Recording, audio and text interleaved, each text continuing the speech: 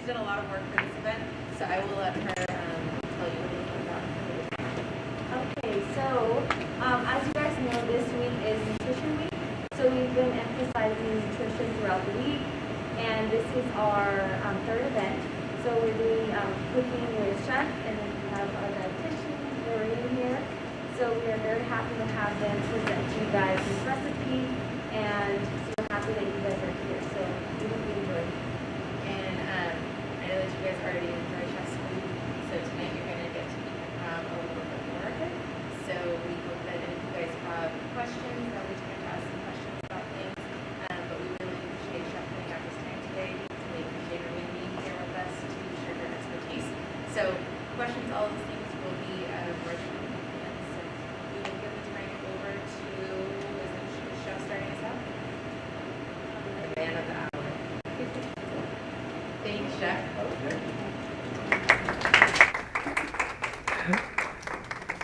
Wow, it's amazing to see you guys on this side.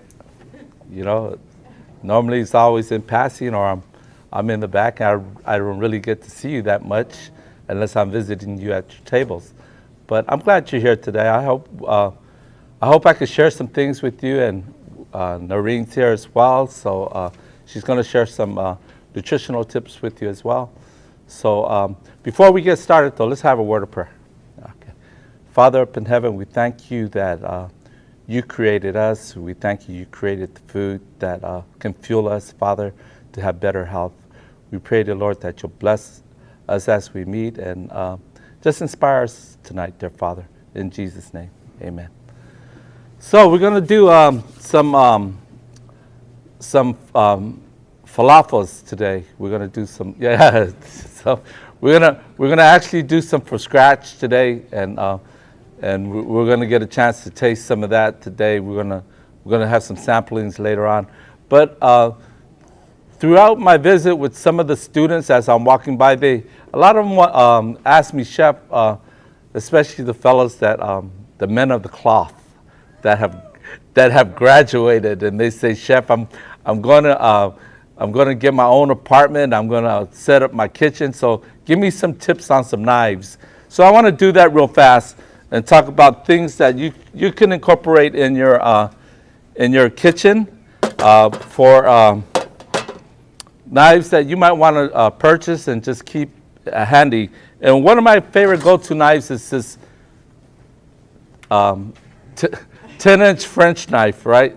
Okay, so this is a good French knife to have, and like they say, never mess with the chef when he has a knife in his hand, right? Oh. Okay, so we have a 10-inch French knife. That's really good.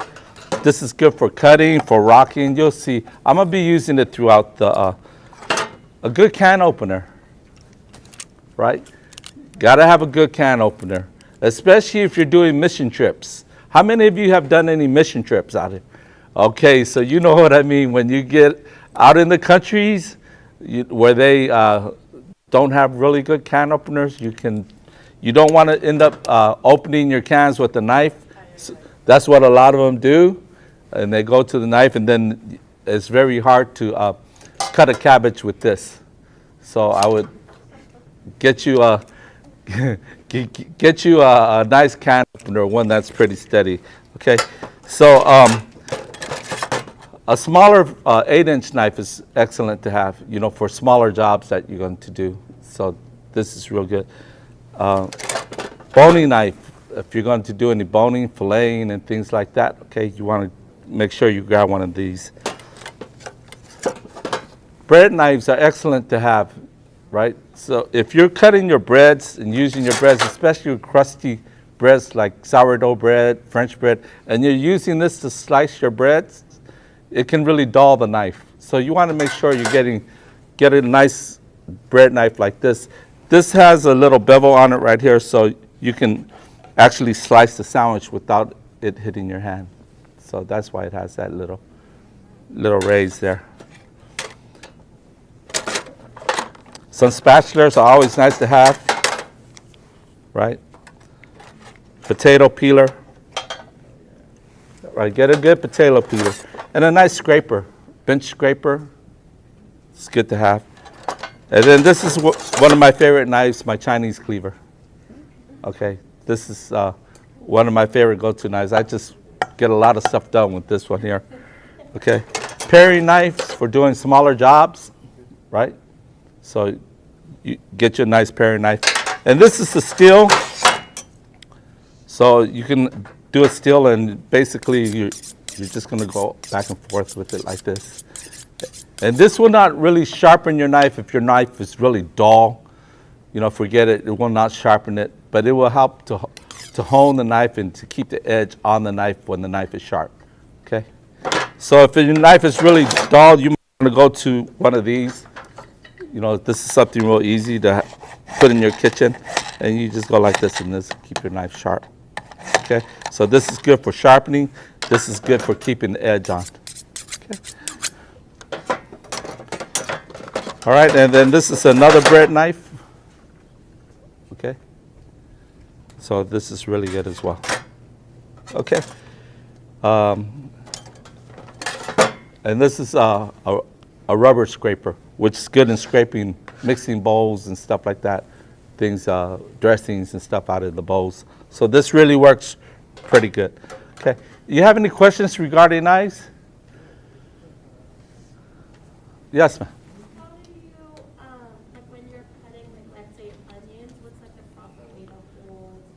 Okay, so I'm going to cut some onions as we're going along, and cut some bell peppers and stuff like that while we're throughout the demo, and then we'll get back to that. Okay, all right. Any other questions? So that's a good question. Great question. Yes, ma'am. Is it true that when you soak your onions like in water a few minutes before you start cutting it, it won't be like soaking whenever you're cutting? Like, you know how like when you're cutting regular onions? Some people do that. I have a co-worker that works with me that takes onions and put them in the refrigerator before she goes to cut them. And so it works for her. So do what works for you. Me, I just cut them. Yeah. And then a lot of times you just don't have time to cry, you know, when you're cutting them, right?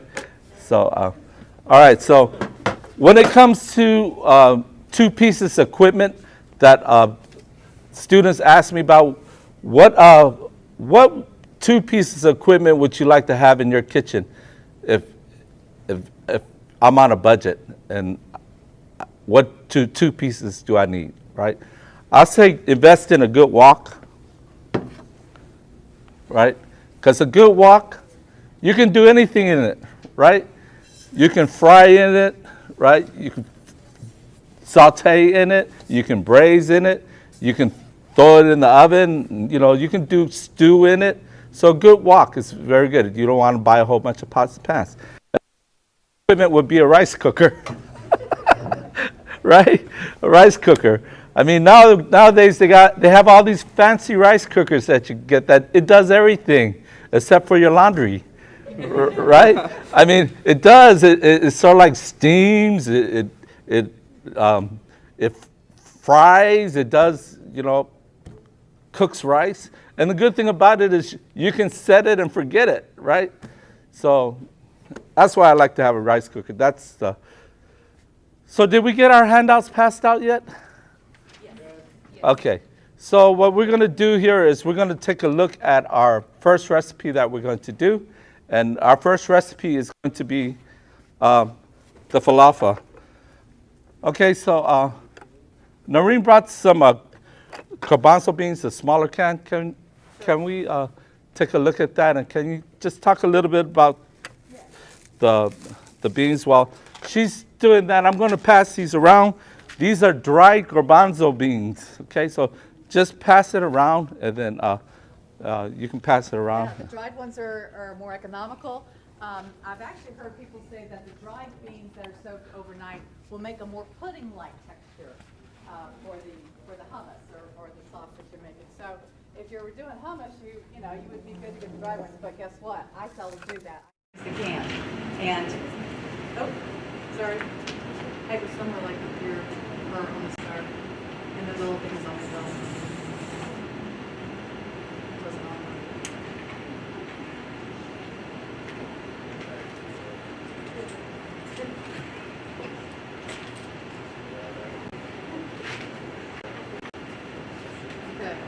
they want to go for it. Okay, so the cans, if you were going to make hummus, let's say, the garbanzos is what you want to have around. What this bean is, of all the beans that are out there, you know, the canned beans that we're all going to keep in our pantry, right? Because they're economical and they're high in protein and lots of nutrients. What's so great about these? You can use them hot or cold. You know, a lot of beans aren't really good cold, but the garbanzo ones are. And so if you're doing a salad, you throw a bunch of these in your salad and you're good to go, make it into a meal. But it does really make just really good hummus. And you kind of start with your blender, pour the whole can of beans in there. You can take your olive oil, put it in there. You take your lemon, you're squeezing it right over the blender, and then a couple more seasonings, and blend it up, and you've got hummus. I mean, really, it's a very easy thing to have around when especially you're trying to jazz up eating vegetables, and you need to eat vegetables a lot. So this can really kind of be mixed in there. Throw a little bit of a low sodium tamari or soy sauce, and you know, it makes it when you're trying to entertain for somebody else, and let's say you're more plant-based in your eating, and the person you're cooking for is a little more meat eating. We've all been in that situation.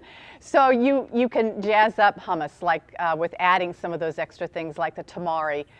It deepens it, but the tahini paste for a hummus brings the depth in that you're missing when you don't have a meat. And so that's what I'm sure he's going to talk about, the tahini too. That is, it's just got that depth of flavor, so you don't feel like you're eating kind of a shallow veggie. All right, that's about it. Yeah, so you see what the dry beans look like? So this is what they look like when they're soaked. I soaked these overnight, and the falafel that we're going to taste today is from the soaked garbanzo beans. Another name for garbanzo beans is chickpeas. So you might find a recipe that says chickpeas. You know, it's the same thing that the time, garbanzo beans, chickpeas. That's the both names for them, okay, for this particular bean. Okay, so these I've soaked overnight, so we're going to use that. But if you want to use the canned beans, you can. When I'm cooking here, I always use the big cans here. She has the little one for home, but this is the size that we use for here in the cafeteria. So I was mentioning that you can have a good can opener, and this is why it's good to have a good can opener, because you're dealing with big cans, okay, in food service or on mission trips. However, though, if you don't have a good can opener, flip it over and look for this.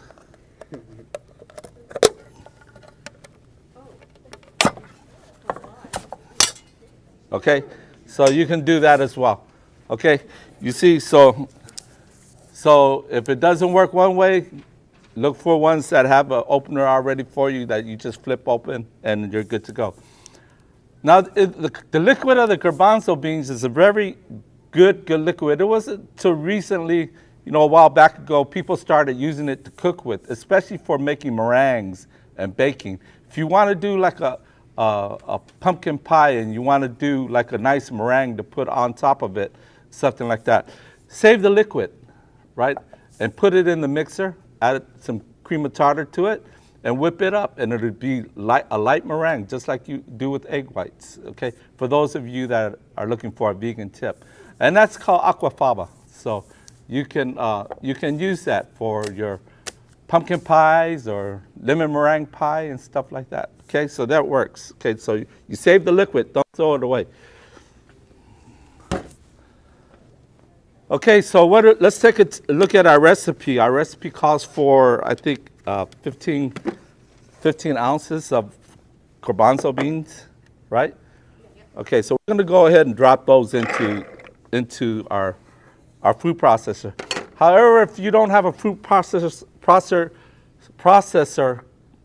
in your dorm room and you want to make this from scratch, you're going to have to do a lot of pounding, right? So be prepared for that. Get you something strong. Roll up your sleeve, get your muscles going, right? And you're going to have to just do a lot of pounding. So we're going to put our onions in now. What else does it call for? A little garlic, right? We have a little coriander, pepper, a little salt. And when it comes to salt, You can always add some salt. You can always add some more salt later. It's not wise to add all the salt in at one time. It might be too salty. So just keep in mind, you can always add more salt, but it's very hard to take it out once you mixed it in. So you don't want to go that route. Just put some in, and then we'll taste it a little later. If we need some more, we can verify the seasonings by adding a little bit more salt. Then it calls for some parsley, yes? Okay, how much parsley are we looking at? 2 tablespoons. Okay, I'm gonna put a little extra on here because in my food processor, because I sort of like doubled the recipe or did it like 4 times. So when it comes to parsley, I just take the parsley like this and I twist it up in a nice bundle. Make a nice little tight cylinder with it. Just get it all nice, snuggled up, ball it up. And then you're gonna just lay it on. Now, for the young lady that asked about how to hold your knife, this is called the scratching position. See how I have my fingers here? Okay, it's like you're scratching. So I call it the scratching position. Thumbs do not go out. Thumbs always stay behind the fingers. Okay, and so once it's tight like this, you can start cutting your parsley now. You see how the parsley is nice and small, right? It's not all over the place, right? Just by using that simple technique. And so if you have your fingers held correctly, like the scratch position, you can close your eyes, right? Like that, just close your eyes. And you can feel, your senses can feel where the knife is, you know. And pray. Yeah, pray while you close your eyes. And then the other thing is bring some Band-Aids along, right? You never know if you're going to need them. So you might as well bring some Band-Aids along. And this is the good thing about this knife, because you can also use it to rock, see? You see, right? You see how nice and fine that parsley is right now. It didn't take me forever to do, right? Just using the right techniques, okay? Oh. Hey, that's how my wife felt for me. She was watching me cooking, you know, right? And she's a chef herself, right? But when it came to like the man, right? She says, "That's my guy," right? Okay. Hey, you guys didn't record that, did you, Caleb? All right, so we're gonna add some more parsley. I'm just gonna pick it up, Carlos. Don't worry. Okay, I'm going to put some of that in there. You know what else is good in there? It's not on the recipe, but I like it. And I like to put a little mint in there, right? I'm really an herb guy. I like herbs, you know, in there. So we'll take some mint, you know, put some mint in here. And I did have some cilantro on here. Edgar, can you give me a little cilantro? Sure. Please. Thank you. Yeah, please. Put a little cilantro in there, a little mint.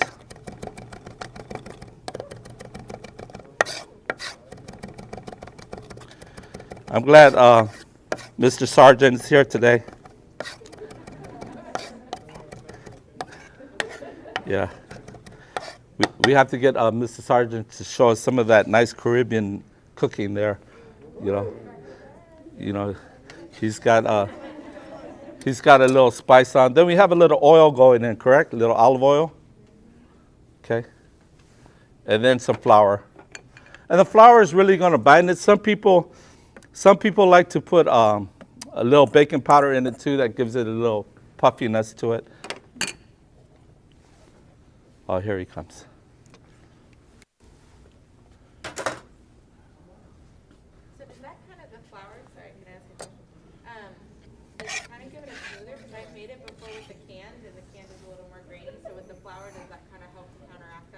Yeah, it helps to bind it all together, you know, especially with the can, where the can is going to be a little bit looser, yes, you know, because of the liquids that are in there. But soaking your beans almost have a nutty taste to it when you bite into it. It has a real pleasant taste. So Okay, so we'll move on.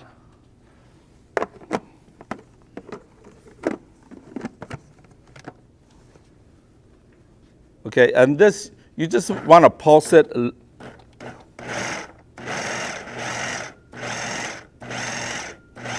And you don't really want to run it like if you were making some kind of pate or something like that, where you want it nice and fine, but you just want it to have some kind of body to it.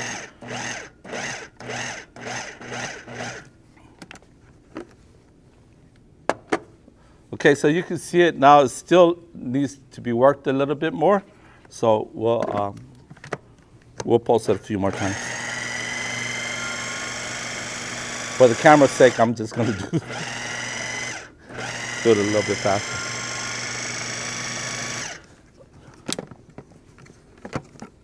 Okay, perfect. Okay, so what you want to do here is you want to get a, oh, good man. Good man, good man. So, you know the recipe calls for coriander, right? If you can't find ground coriander, all ground coriander is cilantro, right? Okay, so cilantro is coriander, okay? So you can always put it, that's why I like to put a little bit of fresh cilantro in it, and sort of like takes that coriander to the next level.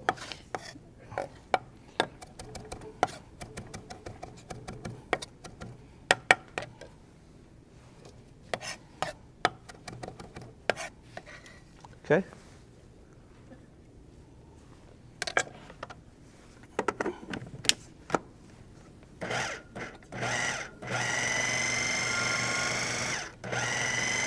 Okay, so from here, it's always good to have in your pantry a nice scoop.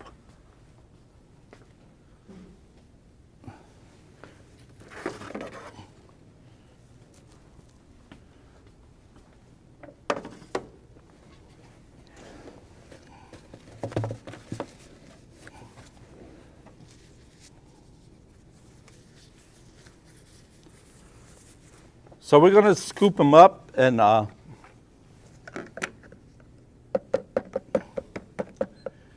we're going to shape them. Okay. Yeah, little mini ice creams, right? Good scoop. Yeah. Okay, and then just put it there, and then. What you normally do is put these in your refrigerator, let them set up for a little while you're heating the oil, or, you know, if you keep it, so that way it'll hold together, you know. It helps to bind it, right? Okay, so if you're going to bake this, if you don't want it fried, if you're going to bake this, I recommend that you flatten it out, right? And bake them this way instead of in a round ball. Why is that?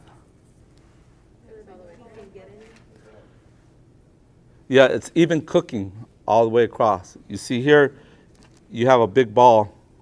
So here the outside gonna cook, middle's gonna cook different time, right? But here, flatten it out a little bit, you're gonna have even cooking all the way through, okay? So I recommend that you do that. Okay, I'm gonna give these to Edgar. He can go ahead and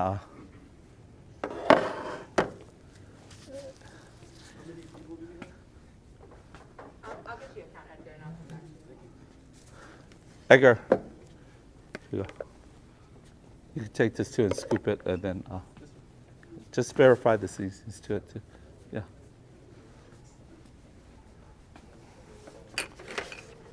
Okay, are there any questions while we're doing that? You said the scoop. What's the best scoop? One that works for you. I wouldn't recommend getting like the ones that are real flimsy, you know, because those will break, you know that little thing that has in there. So get a good scoop that works for you, you know. Yes.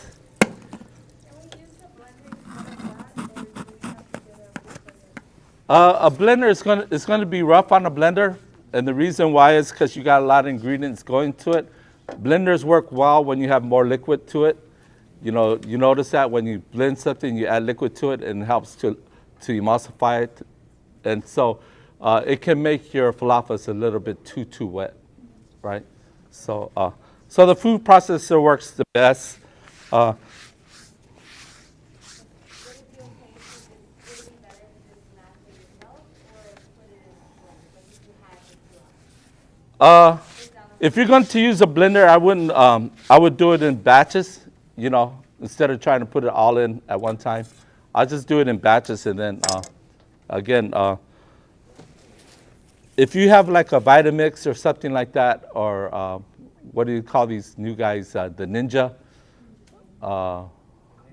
Bullet, right? They make good. They make good blenders that are strong. They have good motors to it, so it won't burn it out. If you're using a regular, I shouldn't say, what would be the word for that? One that's not very powerful, it can burn that motor out. So that's your only thing you have to be careful about. Okay? All right, so, yeah. Noreen, you have some stuff you want to talk about?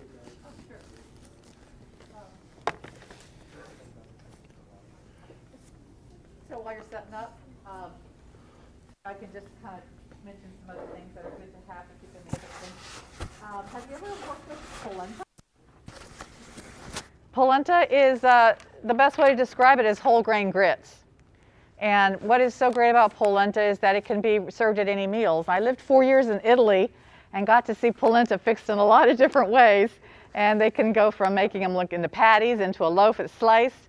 You can eat from breakfast, lunch, and dinner, make it all savory, put a little bit of sweetness in it, you know, for breakfast. Really a good staple to have on hand. And as soon as you add a little bit of tomato from it, you know, like sometimes early on when I was single, I would keep my pico de gallo that I would get from, you know, the little fast food Mexican places, and I was like, oh good, I got an extra one. I'd put it in the fridge, and then I could dump some of those in there along with my veggies, and they would, you know, makes a fast meal. You know, we're always looking for shortcuts. And so what you do is you stir fry a few veggies and mix them in with your polenta. You could put in a little vegetable broth and bring it a lot more moisture. And it really works well. And I love his yogurt sauce. When you see his yogurt sauce, you're going to see how well that also complements the polenta for making a meal. Onion, one onion. Okay, so we got bell peppers here that I'm gonna add to my pita bread once we go to put it together. And our recipe calls for like some tomatoes, yeah? So it says tomato halves, is that correct? Down the bottom? Okay. Yeah, half cherry tomatoes. Okay, so we have some cherry tomatoes here. And one thing I like to do with the cherry tomatoes is after they're washed, is I like to just put them together like so, and just run your knife to it like this. Okay. You see? And so now they're already cut in half, right? Instead of taking one at a time and going, right? So you can just put a stack, put your hand on it, and if you want to use a plate, if you don't feel safe with your hand under there, you can put them under a plate and then just hold it, go like that too. Okay, a lid to a mayonnaise jar, you know, that works too, right? Okay, they all worked. Okay, so that'll be done. So it also calls for some nice cucumbers that they want to slice really thin. So depending on you, how you like your cucumber, if you want to put it whole, you can put it whole, and you can slice them whole. So, and you just want to get nice thin cuts like that, or you can cut it in half. And you notice I just put a little strip with my peeler.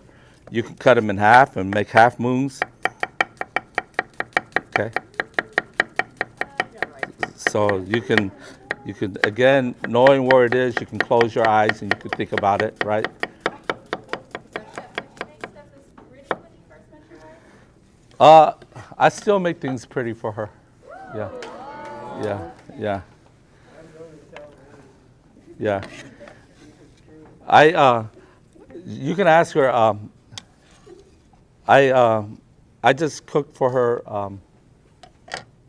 Pooh, one minute. Thank you.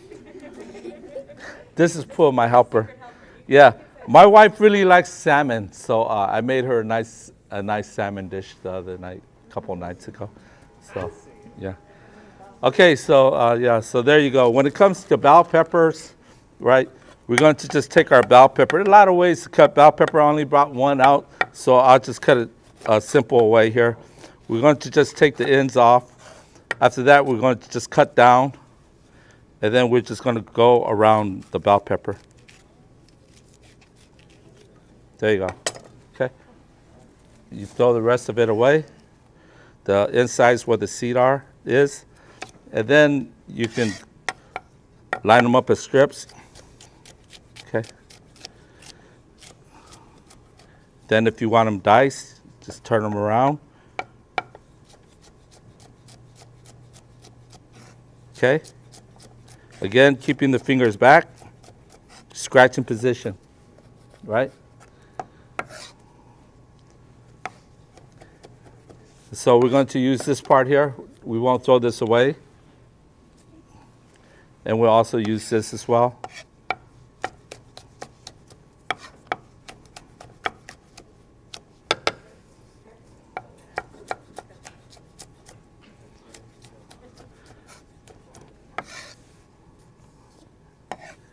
And there you go.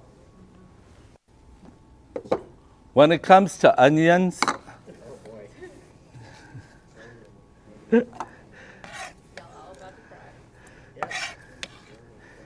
yeah, onions.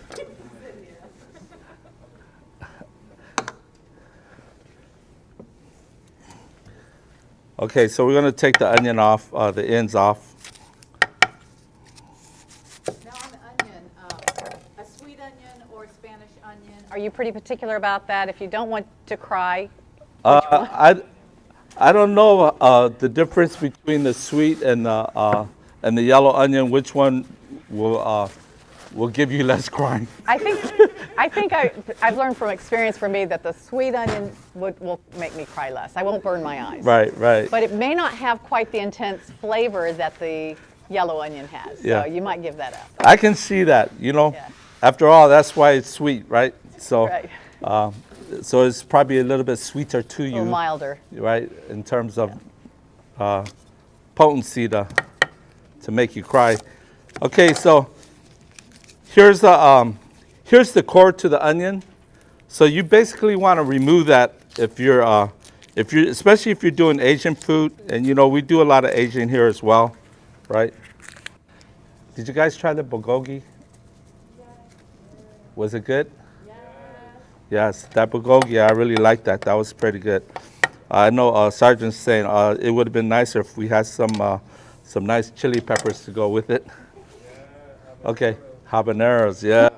Okay, so here you go. So you want to make sure you remove this core, because if this core is there, the onion is going to stick to it. It's going to hold it together, okay? And once you remove the core, and then it's easy for you to just cut, yeah? Slice. And this is good for like when you're doing Asian stir fry. But see now, you see how the onion falls apart. So when you're cooking, otherwise the core is going to hold on to it, and you're going to have this big thing of onion floating around your food, right? So, okay, so that's a good way of doing it. Okay. When it comes to doing dices for your onions. Thank you, Ms. Pua, for getting the onions for that.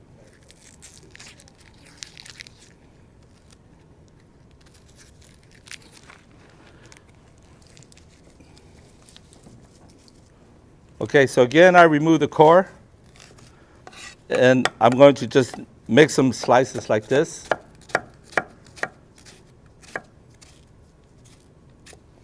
And then when I get to the end, I don't cut it all the way through. And keep in mind, folks, there's more than one way to cut an onion. You know, what I'm showing you works for me, But like they say, there's more than one way to skin a tomato, right? So do what works for you, right? Okay, so after I slice the onions going that way, I'm going to slice right across it. I'm going to go 1, 2, 3. 3 times across it. And then from this point here, I'm just going to cut down. You see? So now my pieces are already, Yeah, right. you see? Now my pieces are already small, right? You You haven't s- cut an onion, you don't know how to appreciate this. Right? You see what I'm saying? So now it makes it a whole lot easier for you. That's why I'm saying a lot of times you really don't have time to cry if you're cutting onions, right? And if you have a lot of onions to cut, like we do in the calf, I mean, who has time to be worrying about crying, right? Just cut it, right? Go at it, right? And so there you go. So, but yeah. All right, so that's the story with the onions. And then if you want to, again, you want to make it finer, then you're just going to take your knife and you're just going to rock it. Okay, now we're mincing it, right?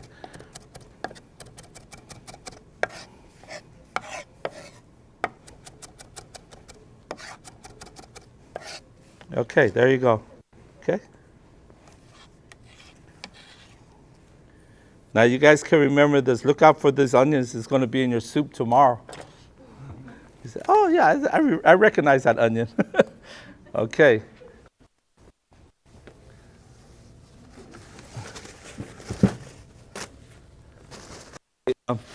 Noreen has some nuts over there that I like for her to talk about the nuts for a little bit and Okay. and the benefits of nuts and Well, are nuts actually good for you? yes, of course. Okay. Nuts have that really good plant fat in them with omega-3 fats, and then you've got protein and all kinds of trace elements. And when it is said what the nutritional status of typical Americans are, is that most of them are deficient in the trace minerals. And it's very, very true. We are not getting enough trace elements, and they are found richly in nuts and seeds. So when you're making your trail mix, when you're figuring out needing a snack that's in the car, something you can grab quick, don't forget just to put a few extra nuts together. And you can always add, these are the Sesame Sticks, and this particular one is oat bran based.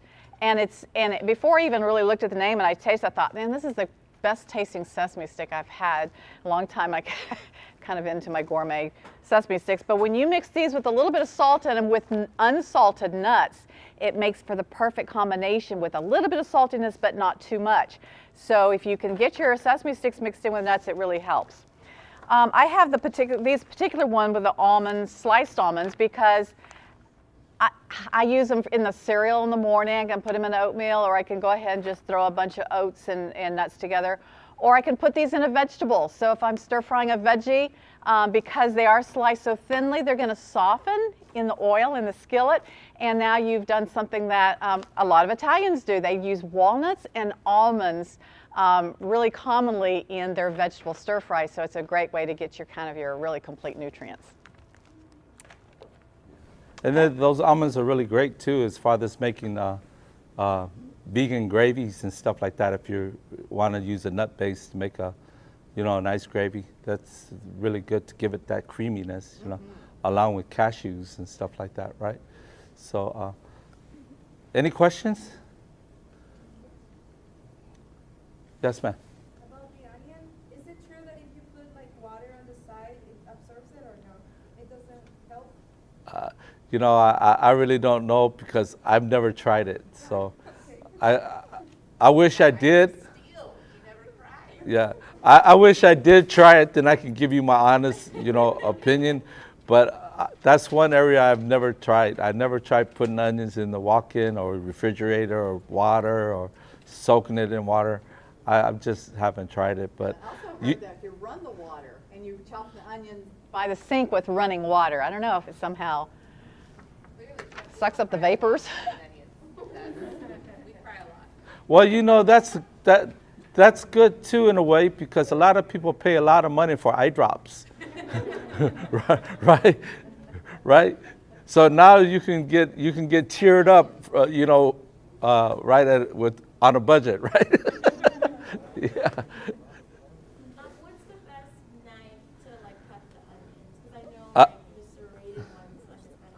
Yeah, the French knife is your go-to for that. You know, go to your French knife, or if you're doing lots of onions, and then go with your Chinese cleaver because it has a little more weight behind it. You know, so, right. So if you're doing like, sometimes I have to cut like 20 pounds of onions. That's a lot of onions. I'll go to this knife here because it's right. Oh yeah, we can always use help. Believe me, right?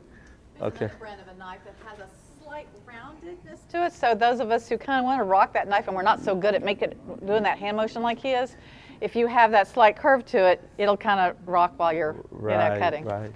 Yeah. So Santokus are good. You know, a good brand is nice German knife. I'm not making a commercial for them, but Henkel's is a good brand knife. They're costly. When I first started off in culinary school, way back then, I always used Henkel's. That's what I always used until they started disappearing all the time. And then after a while, after you're laying down $150, $200 for one knife, you know, after a while you just said, just give me one of these. Marcel is good. Okay. All right. So. All right. So there you go. Okay. So we're gonna make our Greek yogurt sauce. Of course, you're talking about Greek yogurt, right? That's what we have here. For those of you that are vegan, you can also get like Silk. Silk makes yogurt, right? A lot of different yogurts out there, and you could also make your yogurt as well. If you want a homemade yogurt recipe that you can make that's vegan, just hit me up in the cafeteria or something, and I'll print it out for you. Okay. So we're going to put our Greek yogurt in here. We're going to add our salt. What else is it called for, folks?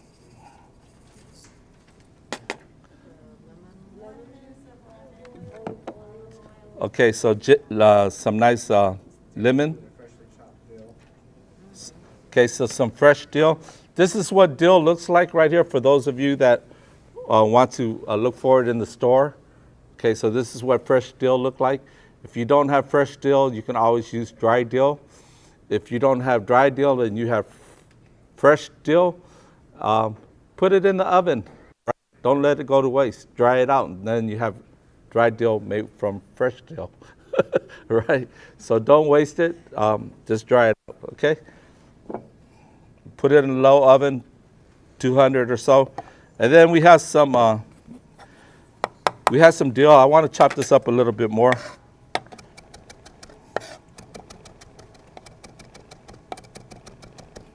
I just love this on top of vegetables too, the yogurt sauce. It's kind of like your gourmet ranch. Yes. That's got a little more depth. And then if you add some cucumbers to it, then you have a nice tzatziki sauce, right? You guys are familiar with that, right? So that's your go-to sauce for the pita bread, yeah? But this will work right here without the cucumbers, and then just have the nice flavors. Okay, what else do we have in it, folks? Pepper? Okay, olive oil.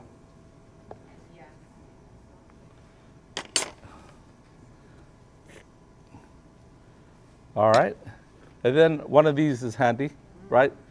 Get you a little whisk.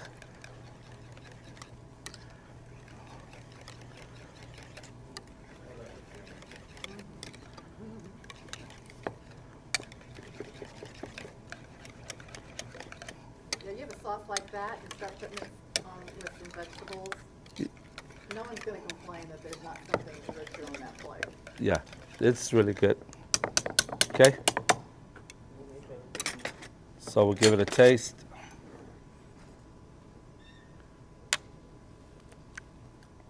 Oh yes. Oh yeah. Got that nice tart flavor from the lemons. The dill flavor needs to develop a little bit because keep in mind it's fresh herbs that we just used. So if we just let it sit for a couple of minutes, by the time we go to use it, it'll be just right. Okay. Okay, and then that's it. All right. So the next thing we're going to make is our tahini sauce, okay? And Nori has a bottle of tahini. Yeah. if in a typical probably health food store, more likely you're going to find this. Just tahini sauce. It's a jar. It's expensive. I'll grant you that. But guess what? You never probably use more than just a kind of big spoonful on anything that you're making. A little goes a long ways, and so it's going to last you a long time. And of course, what I use mine most often is either for a dressing on a salad or over vegetables or hummus. I do make a lot of hummus. I just use my Vitamix and just kind of dump everything in there and mix it up, and voila, you have hummus. And I've never really made a mess or dirtied up dishes or anything. You just go straight to the blender with it. But in your gourmet restaurants, you're seeing a lot of tahini salad dressings that really are excellent when they start putting in some of the lemon and herbs. Hummus is one dip or spread that I made back in 2004. I started to really experiment with hummus, and I was up at Weimar. How many of you heard about Weimar? I was up at Weimar Institute, and this lady came up to me and she goes, she was like old, She was like a golden age, I would say like in her 90s, right? Folks in California, they kind of live, Do you know that that Loma Linda is considered a blue zone? Oh, yeah. Do you know what a blue zone is? That's where they have a lot of people over the age of 100 years old, right? Nice longevity. Yeah, and so California. But anyway, this lady, she came up to me. She goes, young man, did you make the hummus today? I said, I was so proud and so happy with my hummus. I said, yes, ma'am, I did. She goes, you need to put a little more garlic in it. I said, oh, okay. So ever since then, it's been more garlic in the hummus. Okay.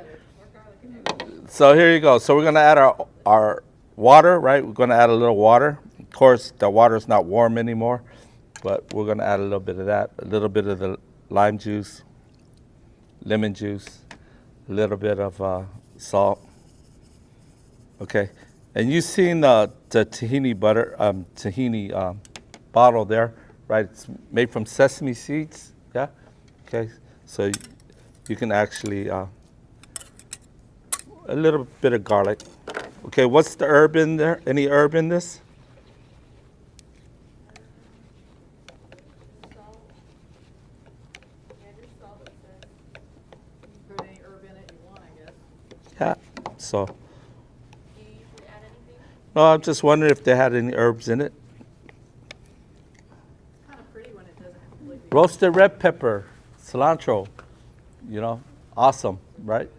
Take some roasted red peppers, roast them, run it through the blender, and then add it to it. If you want it spicy, do a little chipotle in adobo sauce, right?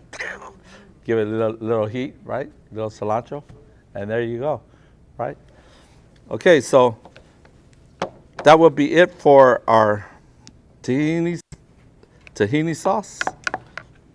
And we can taste this and see how it tastes, and we see if we need to add a little bit more. If you have a hummus that you've made in a blender at home or you buy it, there's nothing wrong with taking it out of the fridge in the morning with a couple of carrots and celery or cucumber. Just dip it in and make that your breakfast. And I say that because no one's thinking past cereal and oatmeal and eggs and whatever for breakfast. And we have a very Americana mindset that needs to change if we're really going to kind of up our nutrition input, because really people are undernourished primarily. Even people who are obese are mostly the more undernourished ones. So undernourishment is a dominant problem in our population. So we've got to start looking at breakfast as being the place where we start some intense nutrition input. And something like this, works well when you're on the run. Putting it like an avocado toast situation. Yes, We had exactly. cook off on Monday. We made like toast on steroids. It had tomatoes, avocado, all kinds of stuff going on there, and the eggs. Just breakfast piled on toast. Sorry. And then sprouts are a superfood. That sounds really good. Yeah. Yeah. I didn't get to taste it. It went fast. So I guess it must have been. So a great thing to have is water, right? So I don't know if you folks have consume a lot of water throughout the day, right? Yeah, we always need reminders. Right, like nutrition, exercise, right? Water, sunshine, right? Yeah, basic staples.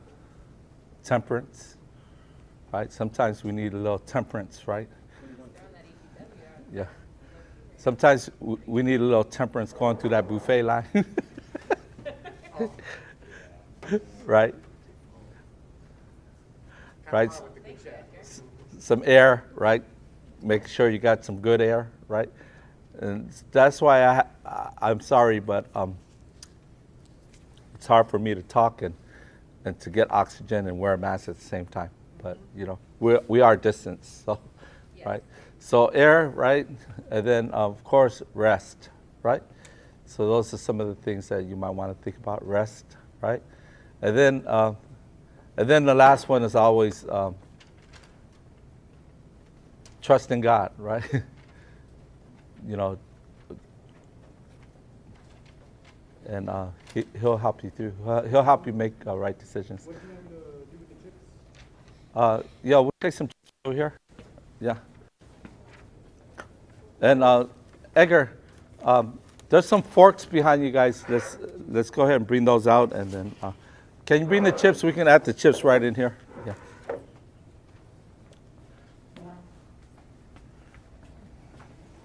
I was just going to mention, just a second here, coconut oil is another alternate Cooking oil to use.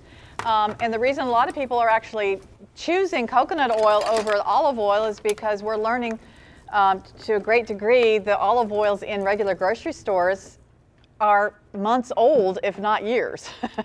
And so unless you are, buying that green variety extra virgin, you might find yourself just picking up like, a regular store brand olive oil. And what we refer to that, a lot of them as, is adulterated olive oils that just have lost so much of their compounds, and they're actually slightly rancid. And so some people have said, well, if I can't afford a really good olive oil to know that it's going to be fresher and of good quality, then this is a good backup. Just good old coconut oil, because it's got a lot of really great omega fatty acids that we need in our diet too. All right, y'all, if you can't smell it yet, it is coming your way. Smells delicious. Do you want me to talk anymore, or you all want to? Sure. Okay. Take your time to be on your Whatever. position right now. You tell us what you want us to know. Some of you have tried these drinks, right? That are like nice to have, like to reach in the refrigerator and find something that's going to be highly anti-inflammatory. And really, that's the buzzword now, everything being anti-inflammatory. And there's a good reason for that, is because our bodies, what is actually causing a lot of our medical issues, both serious and just underlying that are not so serious, is a systemic inflammation. Inflammation in the body, where the body's always kind of trying to go, it's going uphill, trying to keep the resources going, and it's always kind of fighting. And it's trying to keep up with your high demands. And so if we want to try to bring that down a little bit, not only do we have to take that time to just breathe deeply, roll the shoulders, take some moments to calm, just to let that breath of prayer go up to the Lord. Say, Lord, I know you're there. I know you're there. Just bring me down. And to do that a few times a day is important. And then on top of that, take something with turmeric and lemon and ginger in it and bathe the system in it. It is like a bath for the intestinal tract that is being affected by the stresses in our society. And we've seen more stomach problems and more IBS and colitis in this generation than we've seen in past. And we're all trying to get a handle on what is going on with that. Well, it is our processed foods diet. It's our lifestyle of going many hours without eating, and then all of a sudden eating a lot. And we need to bring all that down to where we're eating something in the morning That breakfast is important. It doesn't have to be your typical breakfast foods, but something. And then a midday meal, and then the evening. This intermittent fasting stuff that you're kind of hearing about, there's something to that. And what we would say, the most important thing is that the body has recovery time. What are we usually doing? We're popping the snack here. Oh, I didn't get to eat lunch, so I'm going to reach for something over here. And all day long, we're kind of like, putting our hands in something and getting a granola bar or finding an opportunity to catch some little ice cream or French fries. But what is important is that we're not getting is that rest time between the supper time and the morning time, to let the body completely just decompress, recover.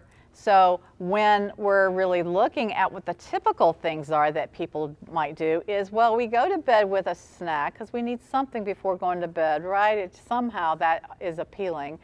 And then let's take the person who gets up at 6 or 7 o'clock in the morning, has a coffee first thing, and then you've got either sugar and or creamer going in that coffee first thing. So that's where the intermittent fasting is, that window is getting too tight. We don't need that pre-bedtime snack, and we don't need that 6 o'clock input of cream and sugar. That needs to be widened in terms of its time, so we get the rest that the body needs before you begin that breakfast and the meals.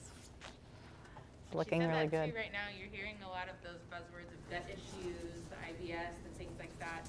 That's really becoming a lot more. They're prevalent, a and lot more popular. It's a lot of our health is really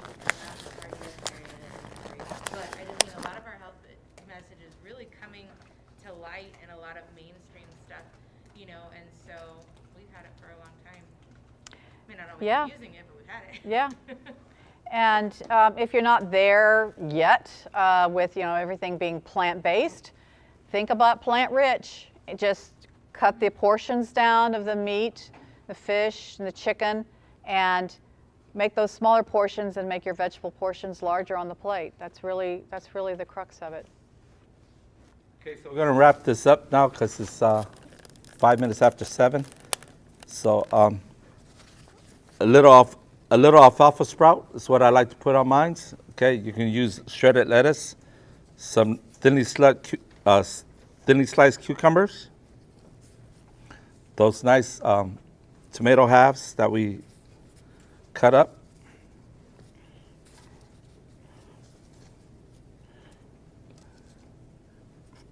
Your falafels. And you can also cut these in half too if you like, so they don't roll around.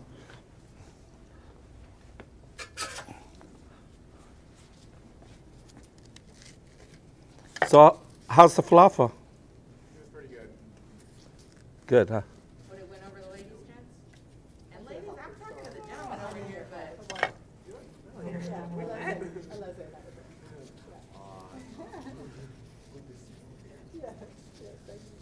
The weight of a man's heart is still his stomach. Yep. Sliced tomatoes. And then we're just going to put some sauce over this.